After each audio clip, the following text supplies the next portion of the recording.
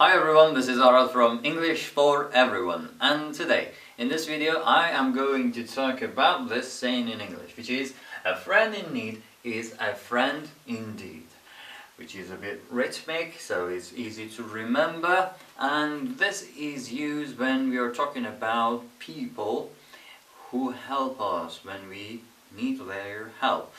See, we've got lots of friends, but they are not the same. Or we have some friends, let's say, and they are not all the same.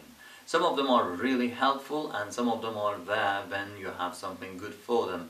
And if you call them and say, I've got a flat tire, they say, hello, hello, I can't hear you, and then they cut it off. And they're not there for you, they're not helpful. Okay, so this saying is said when we put a border between these kind of people and distinguish the real ones and say the real ones are the ones that are with you when you're happy in your parties, and also when you are in bad mood, when you are in need and when you need them.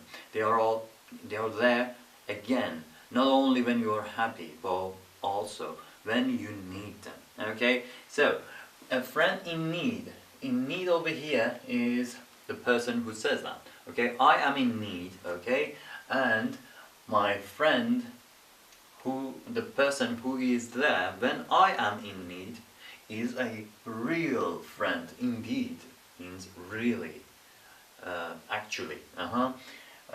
So indeed, a friend, a person. Of course, we can read it in a different way and say indeed means in actions. Okay. They show their friendship in action. So you can read this and paraphrase it in 4 different ways. But let's just talk about the expression. This one, which says, when you are in need, the ones that are around you and are helping you and are there for you are your real friends. Those type of people are your friends. Okay, now let's look at the examples. See if it will get a bit easier to understand. Alright, let's start with the first one. I've got 3 examples today for you. Let's start with the first one. After I got out of the hospital, Sally checked up on me every day. Her kindness has really shown me that a friend in need is a friend indeed. Okay, so the person has been admitted to hospital, I can see. Okay, the person's been in hospital, comes out of the hospital, maybe goes home and maybe he's not well enough to go out and do all things that he wants to do. So this person is in need and needs some people around.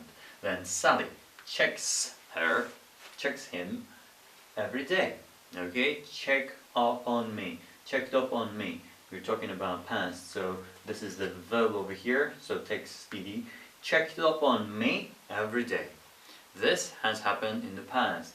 Then the person concludes and puts everything together and says, her kindness has really shown me that a friend in need is a friend indeed. So when I was in need, she was there for me. So that shows me that she is a real friend. Okay, so this is the way the expression is used. But in this one, well, this part is only used. Rob is a real friend in need. Okay, the person writer of the sentence doesn't continue, and because the person assumes that the reader knows. So when you say the first bit of the expression, the idiom or the proverb, the other bit goes in the reader's mind, goes ahead. So the person reads this and also the other part hears the other part by heart, okay, because they know the rest by heart. So you can use it this way, up to here. So Rob is a real friend in need. If you call him at 2 a.m. he will be here in 10 minutes. No questions. No questions over here says that he will not ask any questions. He will not say why. He will be here. Okay? No questions means with no conditions. Okay? So he will be with you. So that's why the person thinks that Rob is a real friend in need. Alright? And it means and he is a friend indeed. Okay? When Tom helped me with my geometry, I learned the meaning of a friend in need is a friend indeed.